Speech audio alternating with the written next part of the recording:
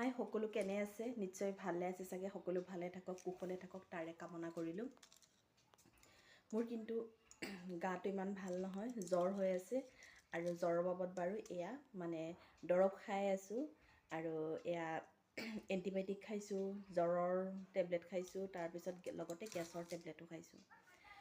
আৰু মানে জ্বৰ হলে মানে মানুহৰ গাটো মানে যেতিয়া টেবলেট খোৱা যায় তেতিয়া মানে খুব ঘামা যায় নহয় জানো আৰু তেতিয়া ঘামিলে মানুহৰ শৰীৰৰ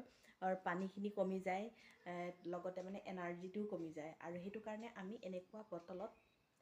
আধা লিটাৰী বটলত আমি কুহুমীয়া গৰম পানী লৈ ল'ব লাগে আৰু লৈ আমি এনেকুৱা ORSৰ পেকেটবোৰ আমি গুলি ল'ব লাগে গুলি লৈ আমি গোটেই দিনটোত মানে এনেকৈ দুটা তিনিটা চাৰিটামান খাই থাকিব লাগে খালে মানে গাটোত মানে বহুত মানে শক্তিও পোৱা যাব আৰু যিখিনি এনাৰ্জি কমি গৈছে সেই এনাৰ্জিখিনি পুনৰ মানে ঘূৰি আহিব আৰু গতিকে সকলো ভালে থাকক সুস্থ থাকক নিজৰ শৰীৰৰ সকলোৱে যত্ন লওক আৰু ইমানেই